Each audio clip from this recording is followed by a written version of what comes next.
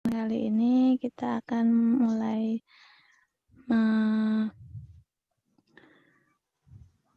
mata kuliah yang pertama di semester berapa, Dek?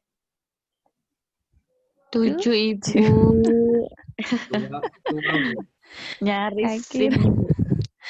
sudah tinggal 1 semester lagi berjalan. Ya, Ibu ingatkan kembali, karena mata kuliah ini mata kuliah pilihan, ya silahkan dioptimalkan dengan baik. Untuk sesi yang pertama nanti kita akan bicara tentang kontrak belajar. Kemudian nanti sesi kedua kita mulai topik yang pertemuan pertama. Langsung saja, nanti kalau memang ada kendala silahkan bergabung dan kalau bisa dinyalakan videonya. Untuk absen sudah saya absen, beberapa yang sudah masuk dan bisa mengikuti kuliah ini paling tidak 1 jam di awal. Silahkan yang situasinya di rumah ada kendala sinyal, silahkan dikondisikan. Harapannya 1 jam pertama kita bisa lebih fokus untuk mengikuti kuliah pada hari ini.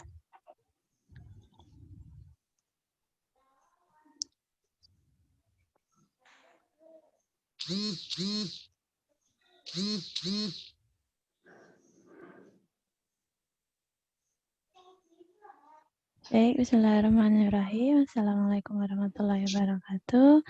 Hari ini kita akan belajar terkait topik gizi kebencanaan, yang mana memang ini termasuk mata kuliah pilihan di semester 7 yang memang sudah dipilih, dan harapannya karena sekarang kondisinya memang sedang mengalami pandemi dan memang masih disarankan untuk kuliah online secara daring, sehingga harapannya kalian bisa membagi waktu untuk lebih manajemen waktu lebih baik ya, lebih disiplin, karena yang bisa mengatur ya tetap diri kalian.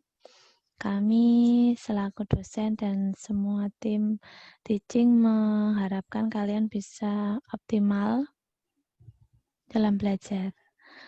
Nah, ini di slide yang kedua, Ibu tampilkan kampus kita tercinta, Gedung C. Mungkin kalau kalian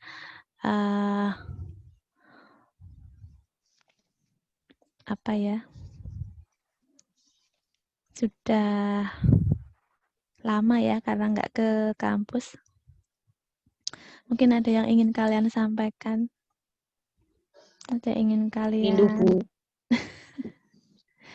ceritakan sebelum kita mulai kuliah.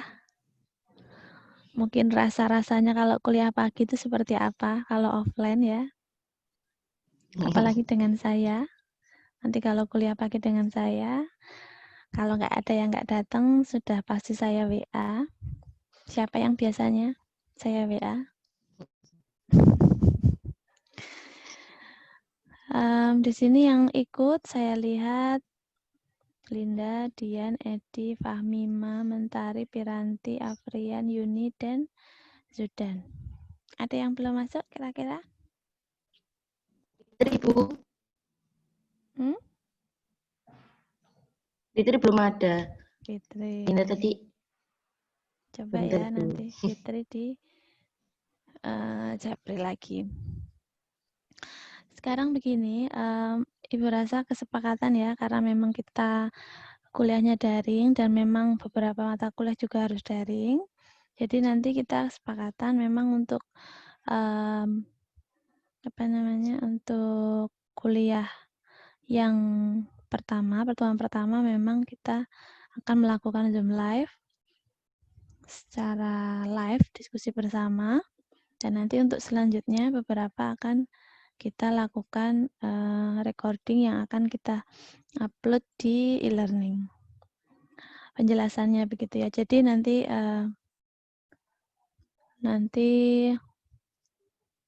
Sebentar ya, saya stop sebentar, ada beberapa.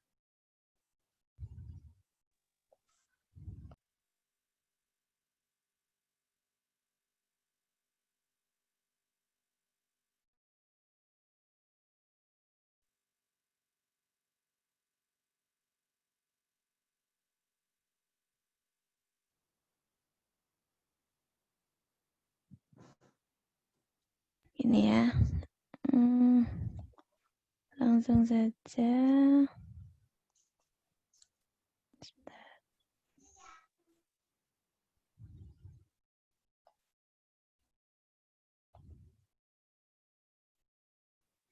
Ya, untuk mata kuliah gizi bencana nanti kita akan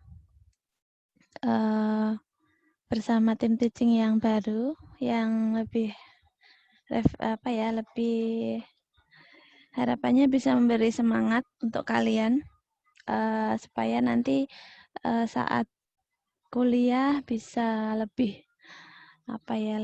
lebih semangat ya. Ini tim teaching kita untuk dosen yang mengajar di mata kuliah gizi bencana.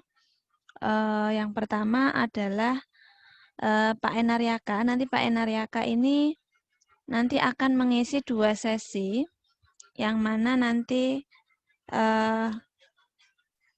akan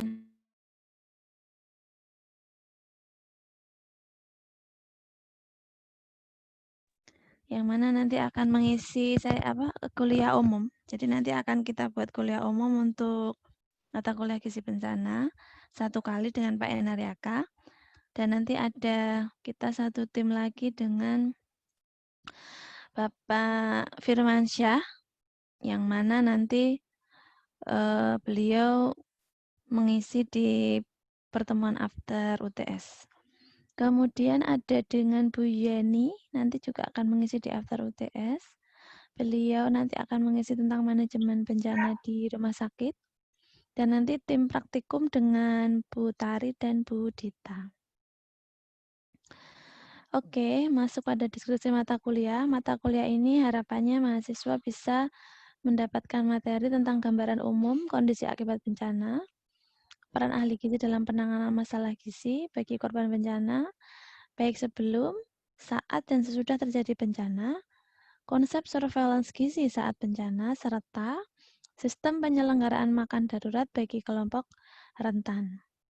Nah, nanti mahasiswa akan mendapatkan 7 kali pertemuan teori dan 14 kali pertemuan praktikum. Komponen penilaian 40% untuk teori, 40% untuk praktikum, yang mana cukup besar alokasinya di UTS 25% dan UAS 15%. Kemudian untuk praktikum nanti kami bagi untuk beberapa kegiatan. Jadi nanti memang dari fakultas dianjurkan untuk waktu itu skenario awal untuk ada praktikum offline untuk semester yang paling atas, sehingga nanti ada saya setting untuk memasak makanan darurat 1 kali dengan poin nilai yang cukup besar, dan beberapa melakukan review jurnal atau mengerjakan studi kasus. Dan silahkan nanti untuk praktikum ada beberapa yang saya minta untuk menginterview narasumber yang memang dia ahli di bidang gizi bencana. Boleh nanti kalian kontak beberapa tim teaching kita untuk jadikan narasumber. Silakan untuk menginterview beliau, dan praktikum nanti akan kita bagi menjadi 3 kelompok. Dan nanti silakan pembagiannya didiskusikan bersama teman-temannya. Kemudian untuk tugasnya alokasi ada 20%, yang mana nanti ada tugas meresum kuliah. Nanti kuliah 2 kali ini, yang 1 Pak Enariaka, yang 1 Bu Yeni. Silahkan kalian bikin resum, nanti ketentuannya ada di bawah, berapa halaman dan bagaimana aturan penulisannya. Kemudian untuk yang laporan hasil interview dari hasil praktikum tadi, silahkan dibuat dengan sebaik-baiknya, karena nilainya akan menjadi tugas kalian sebanyak 10%. pertemuan 3 dan 8 nanti tugas-tugas yang saya jelaskan tadi, membuat resume kuliah Pak Enariaka dengan Bu Yeni. Yang nanti setiap anak itu memang harus membuat resume. Aturan penulisannya sudah ada di sini. Dan maksimal ditulis 3 halaman. Kertas A4 full. Dan memang nanti dikumpulkan di e-learning pada minggu kelima. Ya, nanti kalau untuk yang Bu Yeni nanti bisa, karena Bu Yeni after nanti saya set minggu kelima dan minggu ke-7. Gitu ya, jadi nanti saya revisi minggu kelima dan minggu ke-7 untuk pengumpulan resume kuliah umum. Yang kedua, tugas yang kedua, rincian tugasnya adalah mempresentasikan hasil interview. Jadi laporan hasil interview bisa dengan relawan yang kalian kenal, relawan bencana, atau menggunakan narasumber yang masuk dalam tim teaching ini, bisa dengan Pak Firmansyah atau dengan Pak Enariaka selaku ketua di bidang atau di bagian di BPBDDIY.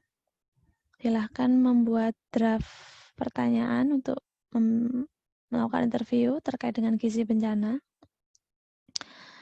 Kemudian kalau bisa sih dalam 3 kelompok itu topiknya berbeda-beda. Masih dalam tema gizi bencana, boleh dikaitkan dengan kondisi sekarang, situasi COVID sekarang, apa-apa yang ingin kalian ketahui selama masa COVID ini kepada narasumber-narasumber terkait dengan gizi kebencanaan.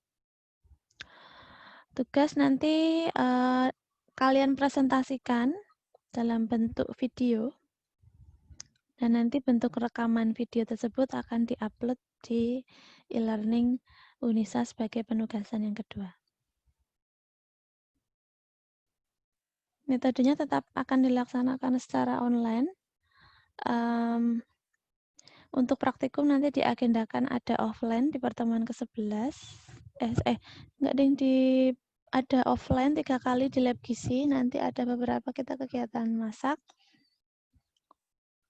Dan ada online, dan nanti online untuk pertemuan pertama kita Zoom live, untuk pertemuan selanjutnya kalau dengan kuliah umum otomatis kita akan Zoom live juga, tapi kalau tidak kuliah umum, hanya kuliah tamu, kita akan berusaha tetap menggunakan Zoom live gitu ya. Beberapa ada yang Zoom live, ada beberapa yang menggunakan rekaman penjelasan. Kemudian nanti sampai di sini untuk penugasan dan metode ada pertanyaan? Belum, Ibu. Oke, yang lainnya?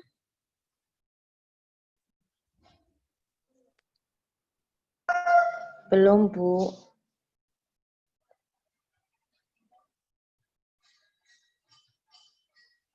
Oke. Selanjutnya adalah timeline. Timeline nanti sudah saya ceritakan tadi, pertemuan pertama dan kedua dengan saya, pertemuan 3 dan 4 dengan Pak Enariaka, yang mana nanti salah satu dari tanggal tersebut akan kita lakukan kuliah umum. Kemudian nanti teori kelima dengan Bu Yeni. Teori kelima ini mungkin nanti kita set after UTS, nanti beberapa ada tanggal-tanggal yang kita ubah. Atau mau diselesaikan di awal, saya kembalikan ke anak-anak ya. Nanti kita lihat situasinya, karena memang ini kan kita mengundang beberapa dosen luar ya. Kalau Pak Enariaka sementara masih setuju dengan tanggal 8 dan tanggal 15. Nanti untuk Bu Yeni kita sesuaikan ya tanggalnya pelaksanaan kuliah. Jadi karena kita hanya 7 kali pertemuan teori, jadi masih ada beberapa slot waktu untuk kita melakukan reschedule kalau memang itu saat jamnya memang beliau tidak bisa.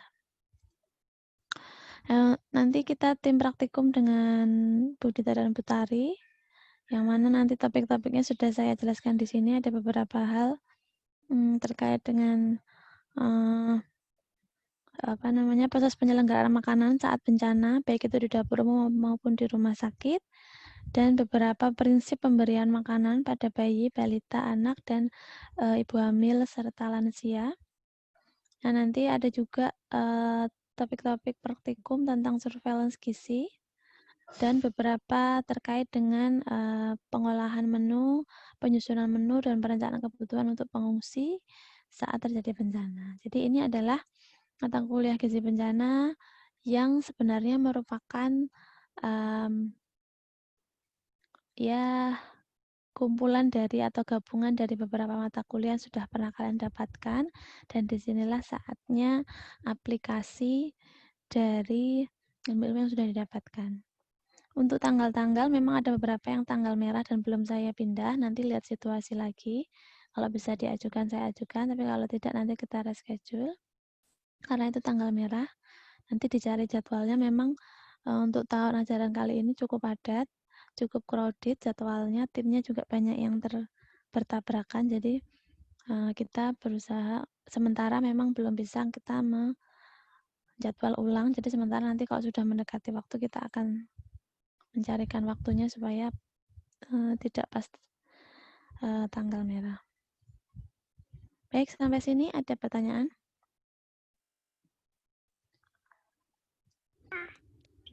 Ibu, mohon izin bertanya. Oke. Gimana?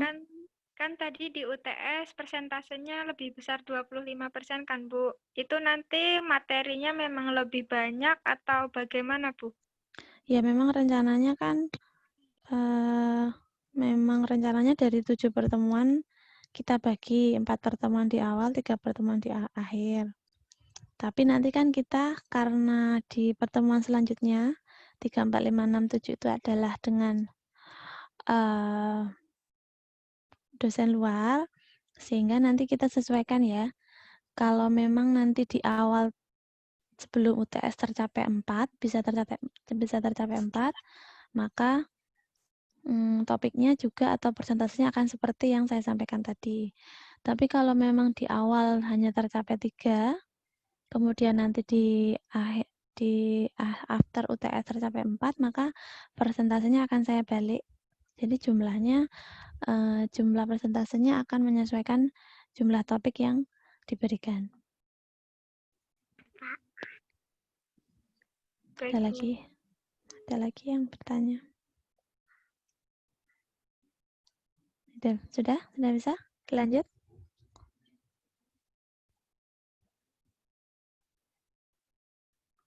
Oke.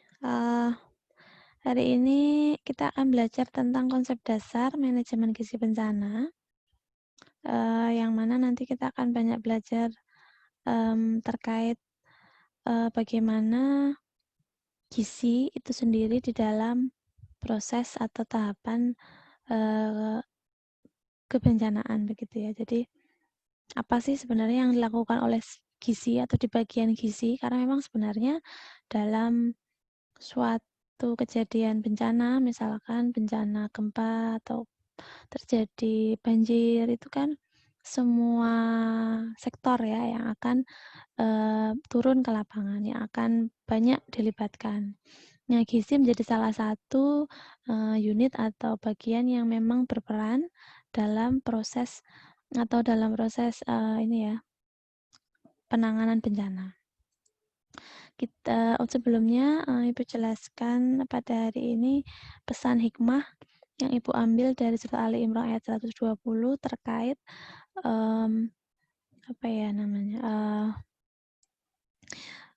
firman Allah bahwa apabila kita atau kalian mendapatkan musibah, baik itu berupa perasaan gembira, kesedihan, atau berkurangnya harta, atau hal lain termasuk bencana, maka sebaiknya kita menjadi orang-orang yang bersabar, bertakwa, tetap bersyukur, tetap mengambil hikmah dari kejadian yang memang sedang dirasakan, dan harapannya kita senantiasa menjadi orang-orang mukmin yang selalu mendapatkan nikmat dan dikaruniai nikmat sehat serta kebahagiaan dunia dan akhirat. Harapannya nanti bencana apapun, kejadian apapun, kita selalu berusaha ikhlas, bersabar, dan tetap berusaha supaya kita tidak terlarut dalam kesedihan.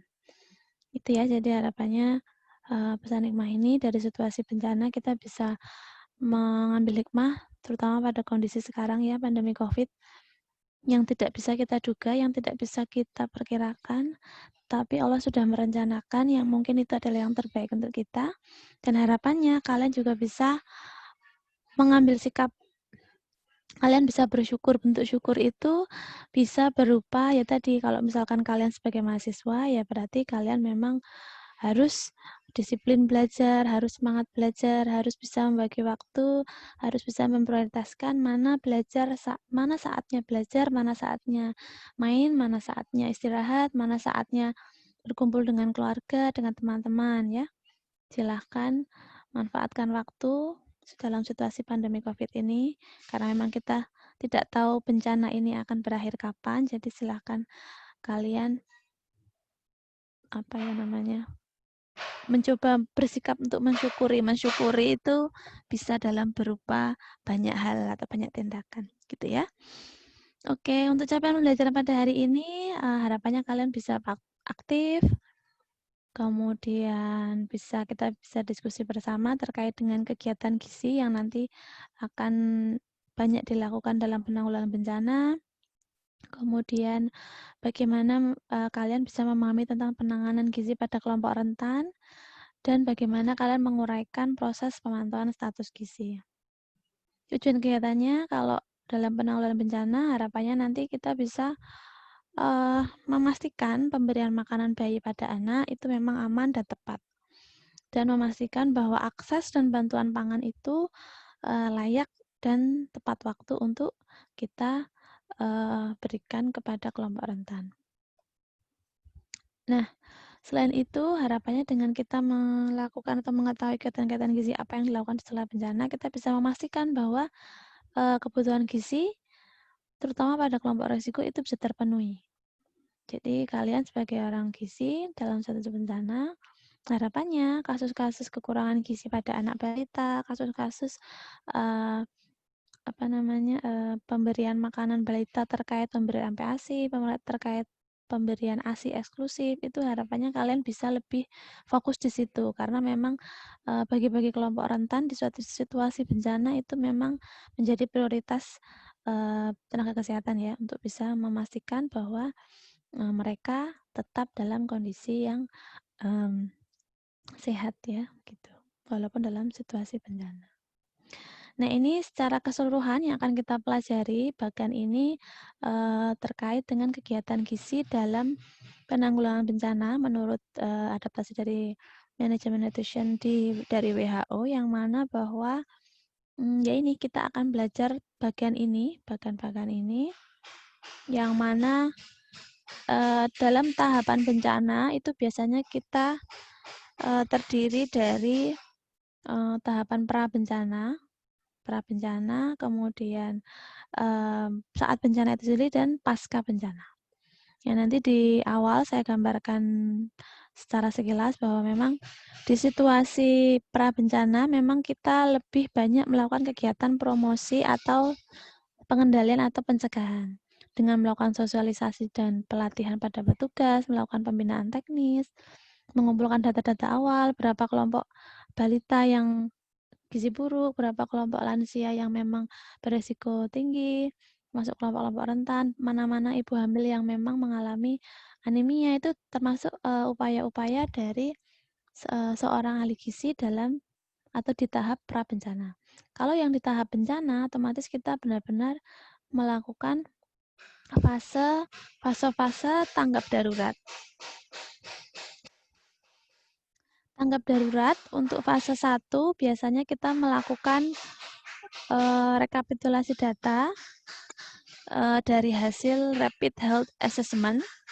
Kemudian untuk yang fase tanggap darurat awal nanti kita akan mengumpulkan data antropometri balita, ibu hamil dan kelompok rentan lainnya sesuai dengan kondisi.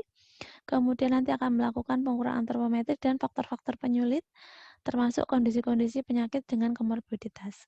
Nah, nanti di tahap itu nanti akan muncul, kita akan menentukan mana yang serius, mana yang berisiko, mana yang normal. Dengan ketentuan bahwa kalau untuk kondisi serius itu balita kurus itu memang mencapai 15%, Kemudian untuk situasi yang beresiko nanti balita kondisi beresiko itu dinyatakan bahwa persentase balita kurusnya itu mencapai 10 sampai 14,9%, dan pada situasi normal persentase balita kurusnya sekitar 5 sampai 9,9%. Dan beberapa persentase terkait faktor penyulit. Nanti penanganannya juga berbeda-beda, yang serius dengan yang beresiko dengan yang normal. Lalu di tahap berikutnya adalah tahap pasca bencana, yang mana kita tetap memantau dan mengevaluasi selama bencana, ketika terjadi bencana, apakah ada efek atau dampak dari bencana, dampak kesehatan terhadap kejadian bencana yang sudah terjadi. Jadi harapannya kita bisa tetap memantau baik itu dari sisi antropometri, dari sisi gejala dan penyakit yang diderita oleh kelompok rentan. Ini gambaran umumnya, nanti kita jelaskan secara detail. Kita mulai dari pra-bencana. Jadi penanganan gizi pada pra-bencana itu menjadi upaya antisipasi terjadinya bencana dan harapannya bisa mengurangi resiko dari apabila terjadi bencana. Jadi pra-bencana itu memang upaya kita untuk meminimalisir supaya saat terjadi bencana para kelompok-kelompok rentan ini tetap dalam kondisi yang aman atau tetap dalam status gizi yang baik. Cara-caranya bagaimana, kegiatan gizinya apa, ada di dalam slide, bahwa di situ saya jelaskan beberapa hal.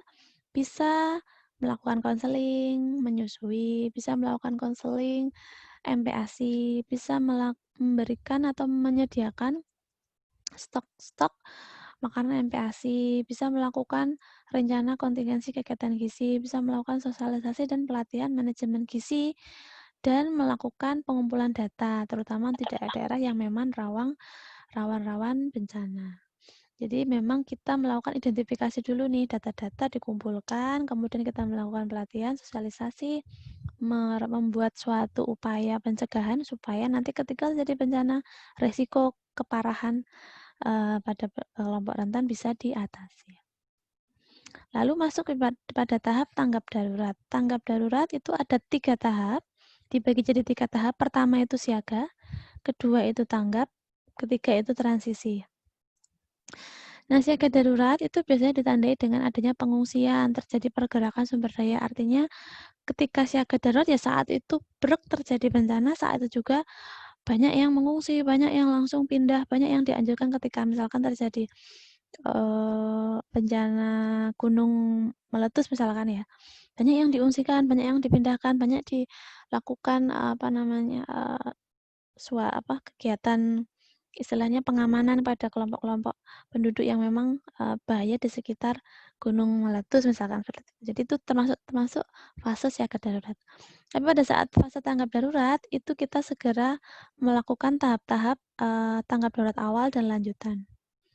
Kemudian saat masuk di transisi darurat itu harapannya situasi beberapa momen, beberapa periode ketika memang situasi bencana gunung meletus itu sudah mulai sedikit mereda, dan kita tapi istilahnya intensitas situasi bencana itu sudah mulai agak mereda sehingga kita masuk dalam transisi darurat, di mana keadaan ini memang termasuk upaya kita untuk melakukan intervensi di mana nanti sebelum nanti masuk ke dalam tahap rehabilitasi dan sebelum masuk ke dalam rekonstruksi. Jadi ini masih dalam tanggap darurat, tetapi ini kalau transisi itu masa perpindahan, jadi masa menuju ke normal lagi, tapi masih ada, tapi belum sampai di tahap itu, jadi masih berada dalam posisi transisi. Untuk fase tanggap darurat awal itu nanti, jadi tadi ada masuk dalam fase tanggap darurat, kemudian ada 3 fase, siaga, tanggap darurat, dan transisi. Yang tanggap darurat ini ada awal dan ada lanjutan. Yang awal itu lama fasenya, nanti tergantung dari situasi dan kondisi saat bencana. Biasanya itu dilakukan maksimal 3 hari setelah bencana. Nah, kegiatan gizi yang dilakukan itu apa? Ya, kita tetap memberikan makanan kepada pengungsi supaya tidak lapar yang pertama, kedua tetap bisa mempertahankan status gizinya. Yang kedua, nanti kayak seorang ahli gizi atau tenaga gizi itu akan mengawasi pendistribusian bantuan bahan makanan. Di situ peran gizi sangat penting karena kalian sudah harus tahu bahan makanan yang baik, yang tepat, yang benar, yang sesuai untuk para pengungsi. Kemudian yang penting adalah melakukan analisis rapid health assessment. Ini adalah contoh form awal kejadian bencana. Nah, form pelaporan awal kejadian bencana itu biasanya ditulis di sini. Jenis bencananya apa, deskripsi bencananya apa, lokasinya di mana, waktu kejadian kapan, jumlah korbannya berapa, fasilitas umumnya untuk akses ke lokasi kejadian bencana bagaimana, kemudian jalur komunikasinya seperti apa, masih bisakah kita mengakses listrik, mengakses komunikasi, mengakses komunikasi misalkan HP ya, handphone kita melakukan komunikasi ke akses yang di luar yang tidak terjadi bencana itu kita laporkan di awal kejadian bencana. Sarana-sarana kesehatan juga yang rusak apa saja, yang sumber-sumber air bersih juga perlu kita cek apakah cukup, apakah tidak cukup, lalu apa saja penanggulangan yang sudah dilakukan saat awal bencana. Lalu bantuan apa yang memang segera diperlukan. Itu hal-hal yang akan dilakukan oleh puskesmas atau tenaga kesehatan yang nanti akan diketahui atau ditandatangani oleh kepala puskesmas untuk mengajukan atau melaporkan situasi bencana saat itu, gitu ya. Nah, nanti fase tanggap darurat awal yang kedua, nanti seorang tenaga gizi atau beberapa tenaga gizi nanti harus menghitung kebutuhan gizi berdasarkan analisis rapid health assessment. Yang mana nanti menu yang akan dibuat itu biasanya akan disesuaikan dengan kelompok umurnya. Nah, kalau secara umum, memang harapannya untuk standar pangan darurat, memang makanan tersebut mengandung 2.100 kilokalori, 50 gram protein, dan 40 gram lemak. Yang kedua, seorang tenaga gizi juga harus melakukan penyelenggaraan makanan di dapur umum. Nah, ini peran kalian ketika mendapatkan mata kuliah manajemen penyelenggaraan makanan. Yang ketiga, tempat penyimpanan bantuan bahan makanan yang harus dipisah. Nah, jadi nanti kalian harus tahu nih penyimpanan bahan makanan itu yang umum disimpan bagaimana, yang bahan makanan khusus untuk anak-anak dan bayi itu bagaimana. Yang keempat, kalian juga harus waspada beberapa makanan kemasan, makanan suplemen yang memang masuk untuk diberikan pada pengungsi dan juga termasuk susu formula. Jadi kalian memang harus harapannya memilah-milah kapan penggunaan susu formula itu memang harus dibutuhkan oleh kelompok rentan. Yang kelima dan enam, kalian juga harus memastikan bahwa bahan makanan yang diterima baik dari dalam negeri maupun luar negeri, kalian harus tetap memastikan produk tersebut tidak kadaluarsa, ada sertifikat halalnya, kalian bisa lihat cara penyiapannya dan sasaran konsumennya itu siapa. Produk tersebut tuh harus kalian pastikan itu benar dan tepat pada konsumennya. Itu ya peran gizi di situ. Kemudian pada tahap tanggap darurat lanjut. Tahap ini biasanya sudah mendapatkan informasi yang lebih detail. Ini sudah mulai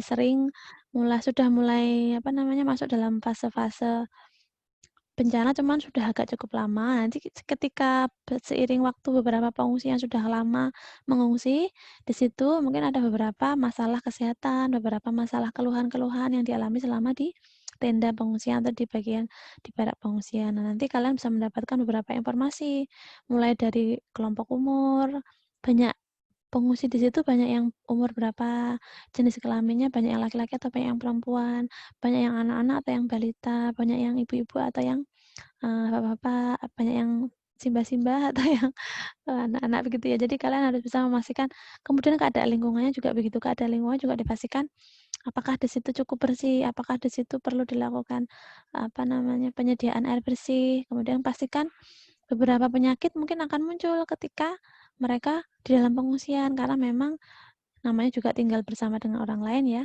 Kebersihan dan lainnya juga mungkin menjadi faktor yang paling utama kita perhatikan. Nah, kegiatan penanganan gizi biasanya di tanggap darurat lanjut ini kita akan melakukan analisis faktor penyulit berdasarkan hasil asesmen rapid health. Yang kedua, nanti harus mengumpulkan data antropometri untuk pada kelompok rentan. Dicek antropometrinya. Kalau balita bisa dicek berat badan, panjang badan. Lila kalau untuk ibu hamil, busui. Kemudian dicek ada kenaikan berat badan, ada perubahan berat badan tempat tidak. Nah, ini adalah peran kalian ketika mendapatkan mata kuliah PSG. Ini penting ketika kalian terjun di lapangan. Menghitung proporsi status gizi, berapa proporsinya, berapa jumlah ibu hamil yang KEK atau kekurangan energi kronis, kalian harus lakukan di tahap ini. Dilakukan analisis juga mana anak-anak yang mengalami diare, mana yang kemudian mengalami diabetes, demam berdarah dan lain-lainnya. Dan jangan lupa di tahap ini juga kalian perlu memberikan makanan tambahan dan juga suplemen karena memang seiring dengan kondisi bencana kita perlu meningkatkan atau mempertahankan supaya imunitas kita tetap baik. Caranya salah satunya dengan memberikan makanan tambahan, snack biasanya sekitar 350 kilokalori dan 15 gram protein dan suplemen gizi. Biasanya kalau vitamin A tetap diberikan pada balita, bayi sesuai takarannya. Kalau zat besi itu biasanya diberikan pada ibu hamil yang memang berisiko anemia, kemudian lansia, misalkan nanti kebutuhannya makanan-makanan yang padat gizi tetapi jumlahnya memang atau porsinya sedikit. Jadi kalian ini belajar mengkombinasi ilmu-ilmu yang kalian dapatkan dari mata kuliah gizi daur kehidupan, gizi maternal pediatrik, dan gizi geriatri. Silahkan kalian gali di sini kemampuan kalian untuk bisa melakukan penanganan gizi di tanggap darurat lanjut. Nah, ini adalah contoh form pelaporan penilaian cepat Rapid Health Assessment. Jadi form penilaian cepat pada saat gizi bencana itu biasanya gizi yang akan mengisi data tersebut. Jenis bencana apa, deskripsi bencananya apa, lokasinya di mana, waktunya, jumlah penduduk, jumlah korbannya, kalian juga harus tahu. Yang sudah untuk bayi, apakah masih ada yang ASI eksklusif, apa yang sudah tidak lagi ASI eksklusif, itu juga penting kalian ketahui. Kemudian bayi balita, apakah dia MPASI-nya sudah benar? MPASI-nya seberapa? Sudah dilakukan pada tahap apa? Apakah masih dalam tahap lunak? Masih dalam tahap halus atau saring? Kalian tetap menggali di situ sampai nanti pada jumlah dan jenis alat-alat atau sarana-sarana gizi yang harus kalian siapkan. Gitu ya, fasilitas umumnya bagaimana, dapur umumnya ada atau tidak, dan beberapa hal upaya-upaya yang harus dilakukan setelah mendapatkan data rapid assessment health ini. Gitu ya, jadi ini contoh form rapid health assessment yang diisi oleh tenaga kesehatan atau gizi. Lalu masuk pada tahap pasca bencana. Biasanya pasca bencana itu dilakukan untuk tahapannya adalah termasuk pemantauan monitoring dan evaluasi. Di dalamnya akan ada kegiatan yang namanya surveillance gizi. Kalian paham, kalian sudah pernah mendapatkan materi tentang surveillance gizi dengan Pak Agung di mata kuliah epidemiologi gizi ya. Nah, harapannya kalian bisa belajar lagi. Kalau masih perlu digali, silahkan belajar lagi. Dan nanti di sini, di dalam pasca bencana, nanti harapannya tetap ada pembinaan teknis pasca bencana, tetap ada pengumpulan data dan perkembangan status gizi pengungsi, tetap dipantau, tetap dikumpulkan datanya. Jadi nanti kita akan menganalisis apakah setelah bencana ada penurunan status gizi, ada peningkatan status gizi, atau ada penambahan kelompok-kelompok rentan yang resiko malnutrisi. Itu kalian cek lagi di tahap ini. Ya, besaran-besaran masalah gizi juga harus dicek. Kemudian penentuan jenis intervensi gizinya juga perlu dilakukan di tahap pasca bencana. Kemudian yang ketiga, kalian juga perlu melakukan analisis kebutuhan kegiatan pasca bencana.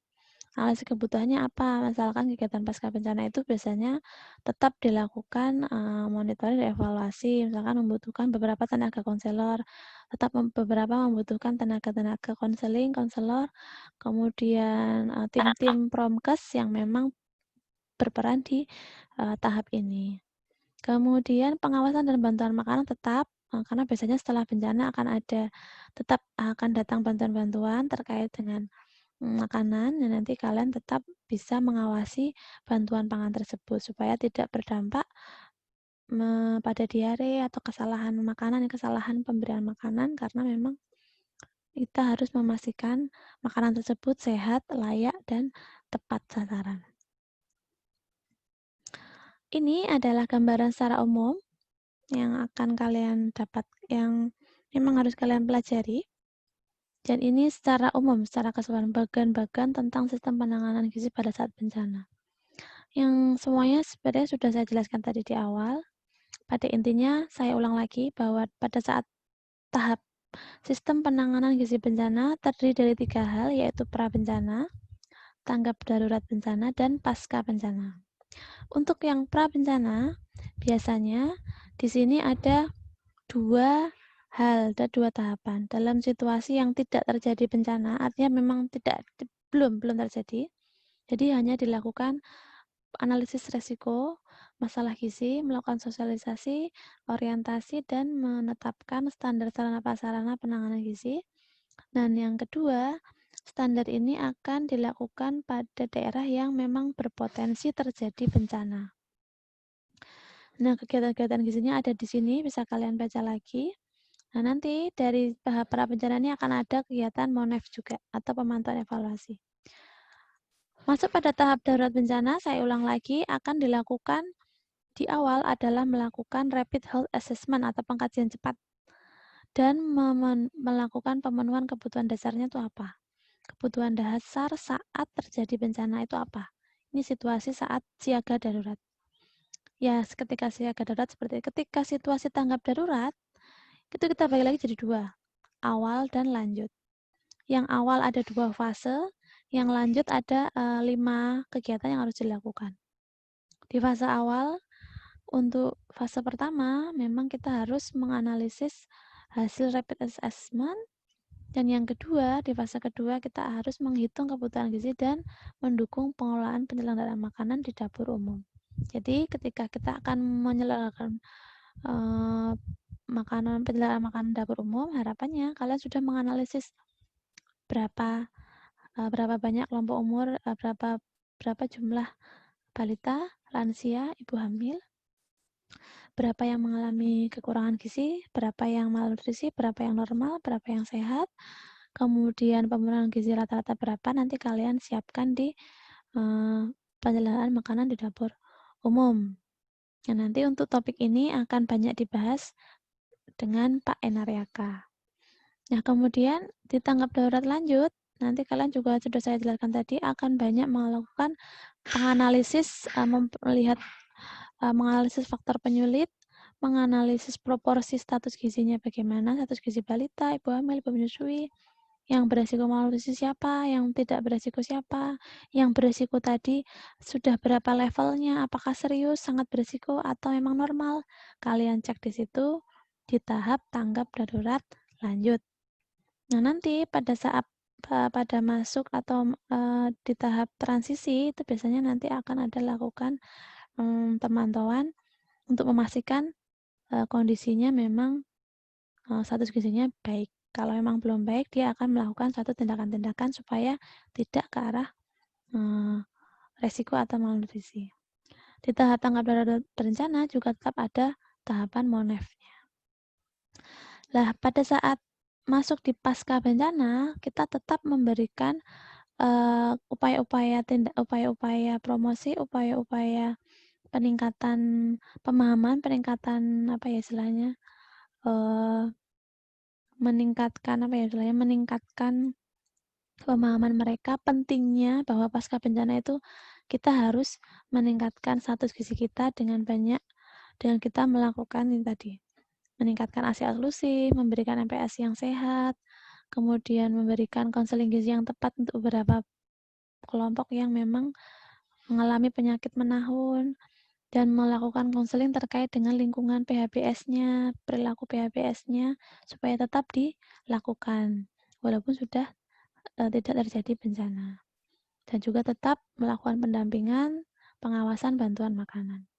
Dan semua itu nanti harus tetap dilakukan pemantauan dan juga evaluasi. Nah, hal tersebut termasuk bagian dari rangkaian surveillance gizi bencana. Sampai sini ada yang mau ditanyakan?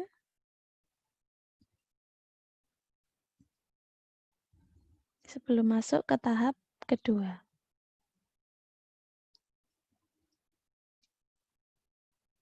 Masih bisa mendengar? Atau sudah terlelap pagi-pagi? Ibu. Masih, Bu. Oke. Oke, lanjut untuk bahan kajian yang kedua, yaitu tentang penanganan gizi pada kelompok rentan. Nah, ini sebenarnya saya refresh lagi terkait dengan peran gizi dalam daur kehidupan. Jadi, mata kuliah kita kemarin, harapannya kalian bisa menerapkan di sini. Diet apa yang tepat, makanan-makanan apa yang dianjurkan untuk 5 kelompok rentan ini ya, bayi, balita, ibu hamil, ibu menyusui, dan lansia. Nah, nanti kalian harus belajar lagi makanan yang diperbolehkan apa, makanan yang tidak dianjurkan apa, kemudian yang difokuskan suplemen-suplemen atau asupan gizi yang penting untuk 5 kelompok rentan ini. Itu kalian pelajari lagi. Nah, ini saya jelaskan terkait prinsip pemberian makanan pada anak di situasi bencana. Biasanya kita memberikan PMBA ini kita pertimbangkan dengan penilaian cepatnya bagaimana. Jadi penilaian cepatnya bagaimana dan bagaimana dukungannya. Jadi prinsip pemberian makanan pada anak ini sebenarnya memang berdasarkan bagaimana dukungan saat itu di dalam situasi bencana dan bagaimana hasil dari penilaian cepatnya. Biasanya penilaian cepat kan dilakukan pada tahap darurat awal fase 1. Kita hitung kebutuhan gizinya, lalu berapa kebutuhan yang memang dia yang kita penuhi.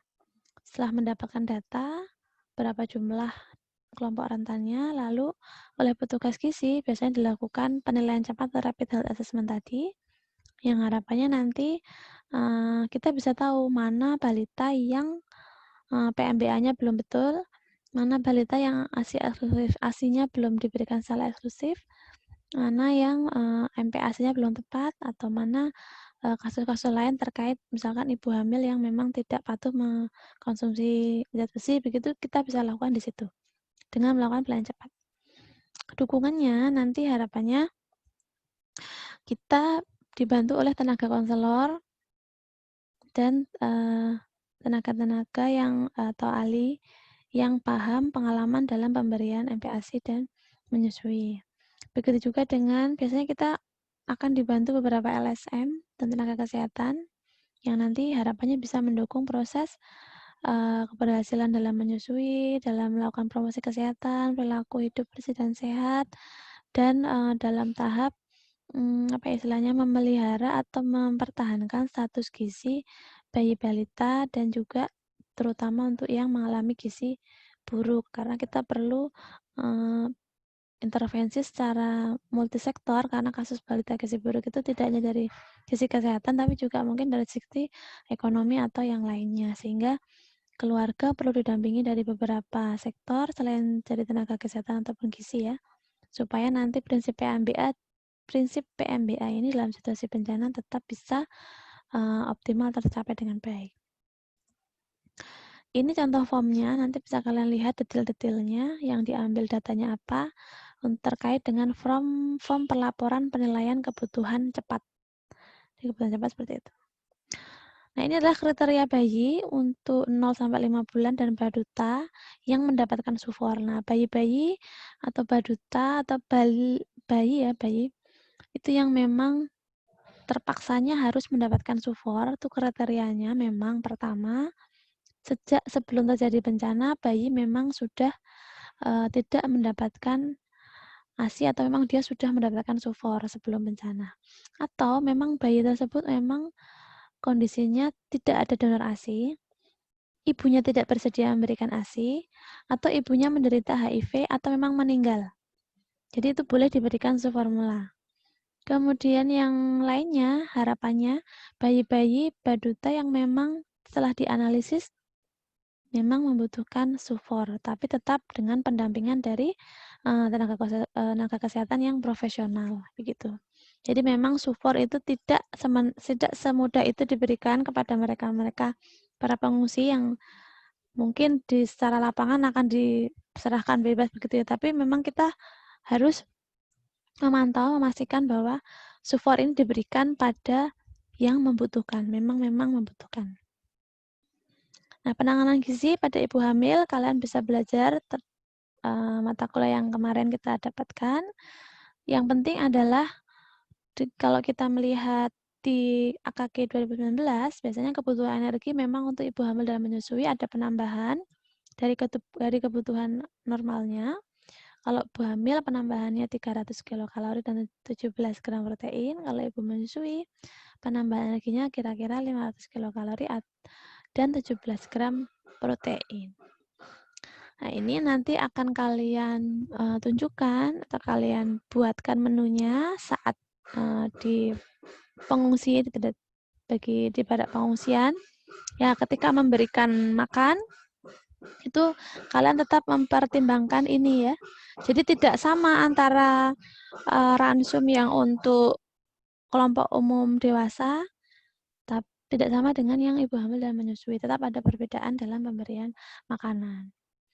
Nah, untuk lansia yang paling penting itu adalah porsinya kecil tapi sering, harus padat gizi dan mudah dicerna. Karena apa? Memang secara fisiologis dan psikologis kita harus memperhatikan lansia itu beberapa hal cukup unik permasalahannya, terutama dalam konsumsi makanan, terutama dalam asupan makanannya, sehingga kalian harus lebih istilahnya detail dalam melakukan analisa, sehingga nanti mereka tetap mendapatkan makanan yang cukup gizi. Untuk pemantauan status gizi, kalian sudah pernah dapatkan di PSG. Nah, nanti kalian bisa menyiapkan beberapa alat, sarana prasarana terkait pengukuran pemantauan status gizi yang memang harus dilakukan atau memang dikumpulkan saat di lapangan. Gitu ya. Ini kalian belajar lagi, mengingat lagi, merefresh lagi mata kuliah PSG. Ya, Ibu rasa cukup. Referensi yang bisa kalian baca di sini bisa dilihat. Kalau memang ada pertanyaan bisa nanti disampaikan di dalam diskusi e-learning atau bisa lewat grup WA. Alhamdulillahirrahmanirrahim. Semoga ilmu yang kita dapatkan bermanfaat. Jikalau ada kesalahan, Ibu mohon maaf. Ibu akhiri. Wassalamualaikum warahmatullahi wabarakatuh. Waalaikumsalam warahmatullahi wabarakatuh. Oke.